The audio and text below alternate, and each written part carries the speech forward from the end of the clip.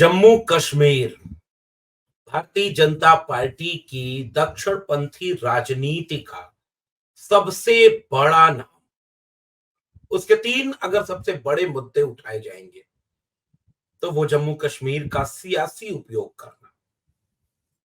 पिछले दिनों जम्मू कश्मीर में धारा 370 के कुछ प्रावधानों को भारतीय जनता पार्टी ने बदल दिया और उसके बाद उसे राज्य के हक को छीन करके उसे यूनियन टेरिटरी बनाकर तीन भागों में बांट दिया, जम्मू, कश्मीर और लद्दाख। अरसे बाद अब वहां चुनाव कराए जाने की घोषणा की गई है। अब जब चुनाव कराने के लिए कांग्रेस पार्टी और नेशनल कॉन्फ्रेंस इन दोनों ने समझौता किया है, चुनाव पूर्व गठबंधन की बातचीत शुरू हो गई है, पूरी भारतीय जनता पार्टी राहुल गांधी के ऊपर हमलावर हो गई है और एक बार फिर से उन्हीं शब्दों, उन्हीं पदवियों और उन्हीं आरोपों का इस्तेमाल किया जा रहा है जो भारतीय जनता पार्टी की तरफ से नया नहीं है। देशद्रोही, देश विरोधी, देश को तोड़ने वाले, लोकतंत्र को कमजोर करने वाले, देश को कमजोर करने वाले। तो क्या भारतीय जनता पार्टी के खिलाफ अगर कोई चुनाव लड़ने के लिए गठबंधन करे, उसकी राय कुछ मुख्तलिफ हो, तो क्या वो देशद्रोही और देश विरोधी हो जाएंगे? उसका सार यही है।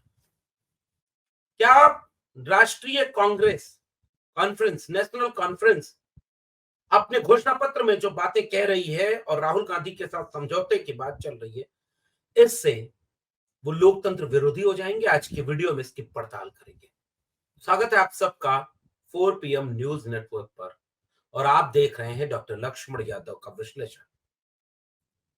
तो सब सोचना यह है, खबर यह है कि भारतीय जनता पार्टी की तरफ से आरोपों की बौछार कर दी गई है। भारतीय जनता पार्टी की तरफ से सबसे शीर्ष नेता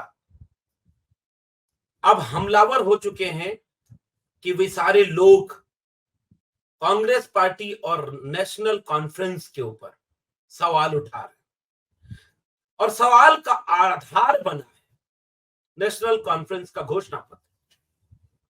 थोड़ा सा इतिहास के पन्नों पर चलते हैं दोस्तों, इस पूरी बातचीत की गंभीरता को समझने के लिए। भारत की आजादी के वक्त कुछ इलाके बेहद विवादित हो गए और उन्हें रियासतों, भारत गणराज्य, और गणराज्य तो तभी था नहीं, आजाद हुआ था मुल्क, क्योंकि जब तक संविधान लागू नहीं होगा, और उसके शामिल किए जाने का विवाद लंबा चला। जम्मू कश्मीर को भारत का हिस्सा बनाया गया और उसके साथ कुछ विवाद चिपक गए, लेकिन वह हिस्सा बनाए जाने की प्रक्रिया इतनी मुश्किल, इतने तनाव भरी थी कि जम्मू और कश्मीर के लिए कुछ विशेष प्रावधान कर दिए गए ताकि वहां के लोगों की अपनी निजता भी सुरक्षित रहे और भारत की अखंडता भी सुरक्षित रहे। उनमें से एक प्रावधान था धारा 370 और आर्टिकल 35A, और इसके तहत कुछ विशेष अधिकार, कुछ विशेष प्रावधान जम्मू और कश्मीर की जनता को दिए गए थे।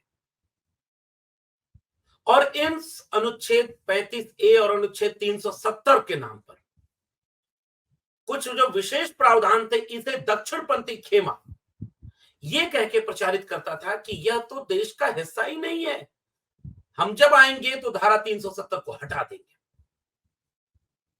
पिछली बार सरकार जब बनी 2019 में, तो 2019 में सरकार मई में बनती है और अगस्त में 5 तारीख को संसद में धारा 370 और 35A को के कुछ खास प्रावधानों को बदल दिया जाता है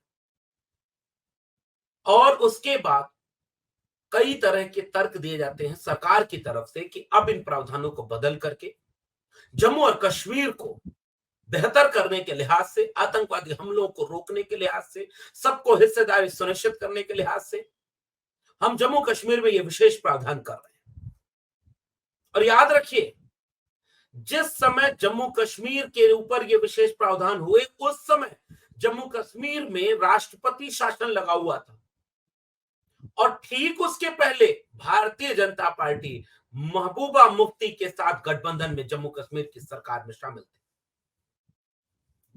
पहले वो सरकार में शामिल होते हैं और उस पार्टी की सरकार में शामिल होते हैं जो लगातार एक नारा दक्षिणपंथी राजनीति की तरफ से दिया जाता था, जहां हुए बलिदान मुखर्जी, वो कश्मीर हमारा है। और कश्मीर तो ऑलरेडी भारत का था, देश का हर नागरिक इस बात की बात तायद करता था। एक देश, एक विधान, एक संविधान, एक झंडा, इसके मुद्दे को उठाया जाता था। जम्मू कश्मीर के कुछ प्रावधान को विशेष तौर पर दिया गया था और जब 5 अगस्त 2019 को भारतीय जनता पार्टी ने इन प्रावधानों को बदला तो उसके कई समीकरण, कई असर पड़ने लगे। एक तो चुनाव वहां बंद हुआ, यानी 2019 के बाद, उसके पहले बहुत काफी साल पहले चुनाव हुआ था और लगभग 10 साल होने जा रहे हैं वहां कोई चुनी हुई सरकार नहीं, चुनाव नहीं हुए और अब चुनाव की घोषणा की गई है। और अभी सुप्रीम कोर्ट ने भी ये कहा कि भाई चुनाव ना तो कराइए, और आपने भी ये कहा था कि वहां जल्दी व्यवस्थाएं एकदम दुरुस्त हो जाएंगी तो चुनाव कराएंगे। तो नेशनल कॉन्फ्रेंस वहां की एक पार्टी है जिसके प्रमुख मुखिया फारूक अब्दुल्ला और उनके बेटे उमर अब्दुल्ला वो पार्टी चलाते हैं। नेशनल कॉन्फ्रेंस की तरफ से जो पूरे एक घोषणा पत्र जारी किया गया, उसमें लिखा गया कि we strive to restore 370 and 35A and statehood as prior to August 5, 2019. अगला पॉइंट था कि reservation policy will be reviewed and any injustice and imbalance will be corrected. Encourage dialogue between India and Pakistan. LOC trade. फिर उसके बाद का point था end of injustice terminations. फिर एक पॉइंट था कि restoration of state flag, resumption of full दरबार मूव। इस बात को लेकर के कांग्रेस पार्टी के ऊपर भारतीय जनता पार्टी हमलावर हो गई और इस हमले की अगुवाई की अमित शाह यानी गृह मंत्री भारत सरकार।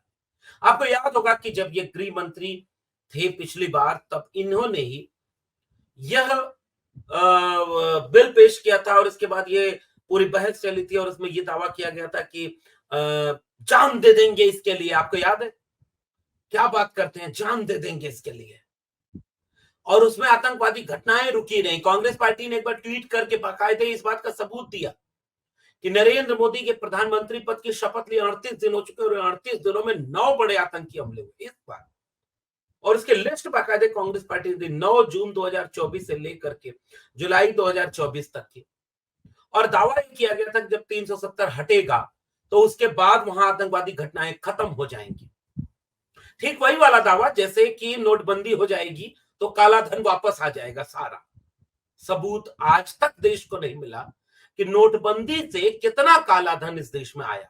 कभी भी गृह मंत्री ने, प्रधानमंत्री ने, कभी किसी बड़े नेता ने इस तरह का सवाल पूछना मुनासिब भी नहीं समझा। ये दावे किए जाते हैं झूठ बोलने के लिए।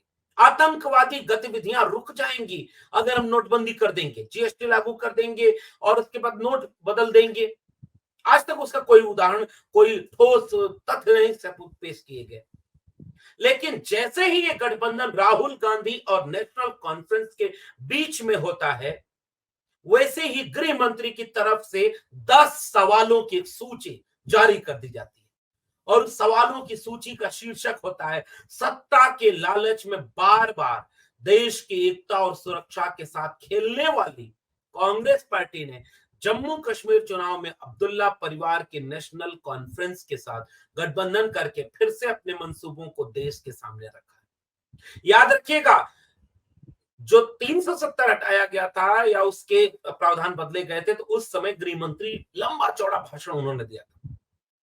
तो जैसे उन्होंने इसके फायदे गिनवाए थे कि यहां आतंकवादी घटनाएं रुक जाएंगी, वहां के लोगों का संपूर्ण विकास होगा और उसके बाद परिवारवादी राजनीति के लोग ही इसका विरोध कर रहे हैं। एक महबूबा मुफ्ती परिवार और एक फारूक अब्दुल्ला का परिवार। मुफ्ती मोहम्मद सईद वहां पर पुराने मुख्यमंत्री थे, फिर फारूक अब्दुल्ला मुख्यमंत्री थे, क्या 2 परिवार वहां चलाते, और परिवारवादी राजनीति का खात्मा होगा।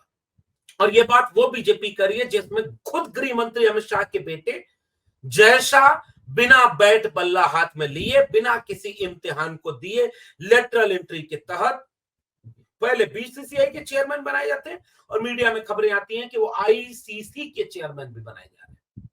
और भारतीय जनता पार्टी में तमाम परिवारवादी नेताओं की भरमार है, फिर भी ये आरोप कांग्रेस और उसके साथ नेशनल कॉन्फ्रेंस और महबूबा मुफ्ती के परिवार के ऊपर लगाया गया था जम्मू कश्मीर। बहरहाल 10 सवाल गृह मंत्री ने पूछे। क्या कांग्रेस नेशनल कॉन्फ्रेंस के जम्मू कश्मीर के में फिर से अलग झंडे के वादे का समर्थन करती है?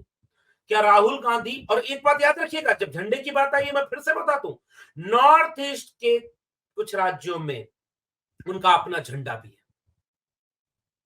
पढ़िएगा गूगल करके नागालैंड क्या करता है, क्या जितना इंटेंशन गृह मंत्री का जम्मू कश्मीर को लेकर के है, क्या झंडे के नाम पर नॉर्थ ईस्ट के प्रदेश में है? क्योंकि आपको गूगल करना पड़ेगा, आपको कई बार पता ही नहीं होता, आपको भी उतनी सूचना मिलती है जितनी व्हाट्सएप यूनिवर्सिटी देती है। पढ़ाई और शिक्षा तो ऐसे ही बर्बाद की जा रही, इसीलिए तो ये पहला सवाल गृह मंत्री की तरफ से पूछा गया। दूसरा कहा, क्या राहुल गांधी और कांग्रेस पार्टी अनुच्छेद 370 और 35 को वापस लाकर जम्मू कश्मीर को फिर से अशांति और आतंकवाद के युग में ढकेलने के लिए जेकेएनसी के निर्णय का समर्थन कर? और कोई, अभी कांग्रेस पार्टी ने पिछली बार कहा कि सरकार बनने के 38 दिन के भीतर 38 बड़े आतंकवादी घटनाएं हुई, और कोई आतंकवादी घटना, मतलब कोई सबूत इस बात का नहीं है कि क्या वहां पर आतंकवादी घटनाएं रुकी भी कि नहीं रुकी। और फिर से कांग्रेस पार्टी ने उसके सबूत को दिया। 38 दिन में 9 बड़ी घटनाएं आतंकवादी, तो गृह मंत्री इसका जवाब क्यों नहीं कभी देते? पाकिस्तान के साथ वार्ता वाला सवाल उन्होंने पूछा कि अलगाववाद को समर्थन दिया जाएगा क्या? अब हालांकि उसके पहले बिरयानी खाने खुद नरेंद्र मोदी जी बिना देश की सुरक्षा व्यवस्था की चिंता किए, बिना किसी पूर्व निर्धारित कार्यक्रम के पाकिस्तान चले गए थे। लेकिन भाई वो करे तो रासलीला। एलओसी ट्रेड शुरू करने के ऊपर सवाल पूछा गया। आतंकवाद और पत्थरबाजी की घटनाओं में शामिल लोगों के परिजनों को फिर से सरकारी नौकरी में बहाल करके ये क्या करेंगे क्या? ये बात सोचिएगा। फिर उन्होंने 6वां आरक्षण विरोधी चेहरा आया। क्या कांग्रेस दलितों, गुज्जर, बकरवाल और पहाड़ियों के आरक्षण को समाप्त कर फिर से उनके साथ अन्याय करने के लिए जेकेएनसी के वादे के साथ है? क्योंकि वहां के आरक्षण में घोर विवाद था। मैं जम्मू कश्मीर पिछले दिनों गया था, वहां के आरक्षण प्रक्रिया को लेकर के गंभीर झगड़ा चल रहा था। बीजेपी कहती है कि वहां के दलितों और गुज्जर, बकरवाल, जो गुज्जर जातियां हैं उनको हम आरक्षण दे रहे हैं, लेकिन वहां के लोगों का मानना कुछ और था। लेकिन इस पर बात तो होगी नहीं खुल के। क्या कांग्रेस शंकराचार्य पर्वत, तख्त सुलेमान और हरि पर्वत कोहिमारन के नाम से जाने जाएंगे? क्या जम्मू कश्मीर अर्थव्यवस्था फिर से भ्रष्टाचार में झोंक दी जाएगी? जम्मू कश्मीर भेदभाव की राजनीति। और आखिरी सवाल था, ऑटोनॉमी देने के लिए क्या इनकी सोच का कोई ठोस सबूत निकले? और तो और, जब अमित शाह जी कोई सवाल पूछे और योगी आदित्यनाथ पीछे रह जाएं, क्योंकि आजकल तो इन दोनों में इस बात की होड़ मची हुई है कि कौन मोदी के बाद कौन, तो एएनआई पर योगी आदित्यनाथ का बयान आ गया, जम्मू कश्मीर चुनाव घोषणा से लोकतंत्र मजबूत होगा। इंडी अलायंस का नेतृत्व कर रही कांग्रेस ने अब्दुल्ला परिवार की एनसी के साथ गठबंधन करके देश विरोधी चेहरा सब, मतलब एक तो चुनाव आयोग में नेशनल कॉन्फ्रेंस रजिस्टर्ड है, भारत के चुनाव आयोग से उसको सिंबल मिलेगा, भारत के चुनाव आयोग का नियम पालित करके वो चुनाव लड़ेगी, फिर भी राष्ट्रीय कॉन्फ्रेंस से, नेशनल कॉन्फ्रेंस से गठबंधन अगर कांग्रेस कर ले तो वो देश विरोधी हो गई। ये बीजेपी का तर्क है। क्या आप इस तर्क से सहमत हो जाते हैं? फिर सुनिए योगी आदित्यनाथ आगे क्या कहते हैं। उनके घोषणा पत्र में भारत की राष्ट्रीय सुरक्षा और भारतीय संविधान के प्रति निष्ठा पर सवाल खड़ा हो गया। क्या वो इस तरह का सवाल का जवाब देना चाहेंगे? और उनके भी सारे सवाल, झंडे से लेकर आरक्षण से लेकर के देश को कमजोर करने का सवाल, वही सारे सवाल थे जो गृह मंत्री अमित शाह ने पूछे थे। और इस तरीके से जो पूरा का पूरा चरित्र भारतीय जनता पार्टी का इस पूरे मुद्दे में आया कि पहले ही राहुल गांधी को और नेशनल कॉन्फ्रेंस के गठबंधन को देश विरोधी साबित कर दो। तो जब देश विरोधी हो जाएंगे तो चुनाव लड़ना आसान हो जाएगा, चुनाव जीतना आसान हो जाएगा। और भारतीय जनता पार्टी जो अपने से अलग राय रखे उसको देश विरोधी, उसको संविधान विरोधी सब कुछ कहना शुरू कर देगी। लेकिन इन बातों का सवाल का दूसरा पहलू कहीं ये तो नहीं कि वहां की जनता खुद भारतीय जनता पार्टी से खासी नाराज हो, जिसका असर देखने को मिला कि लोकसभा चुनाव में कई सीटें ऐसी थीं जहां बीजेपी ने अपने कैंडिडेट ही जम्मू कश्मीर में नहीं दिए। और ऐसे में अगर जब चुनाव होने जा रहा है तो इसका चुनाव का फायदा कांग्रेस पार्टी और एनसी को न मिल जाए तो महाराष्ट्र में तो ये काम हो नहीं सकता, हरियाणा में तो ये काम हो नहीं सकता। तो इसके लिए सबसे अच्छा है कि जम्मू कश्मीर में कांग्रेस पार्टी और राहुल गांधी को देश विरोधी घोषित करने का मुहिम छेड़ दो। और उस नेशनल कॉन्फ्रेंस को फारूक अब्दुल्ला के घर बैठक हुई और लगातार बैठक चल रही, उसकी तस्वीरें आ रही थी और उसमें यह तय हो रहा है कि कांग्रेस और एनसी दोनों मिलकर चुनाव लड़ेंगे। और एनसी वहां के मुद्दों को उठा रही है जिसे जम्मू कश्मीर के लोग दूसरे नजर से देखते हैं और बीजेपी उसको देश विरोधी नजर से देखती है। तो बीजेपी एक बार फिर से राहुल गांधी के तर्कों को, राहुल गांधी की राजनीति को, इस जम्मू कश्मीर के लोगों की राजनीति को सीधे एड्रेस करते हुए जब मुसीबत में फंस रही है तो उन्हें देश विरोधी घोषित करके अपनी राजनीतिक जीत हासिल करना चाह रही है। क्या आप इस प्रक्रिया से सहमत हैं? अपनी राय नीचे कमेंट बॉक्स में जरूर बताइएगा।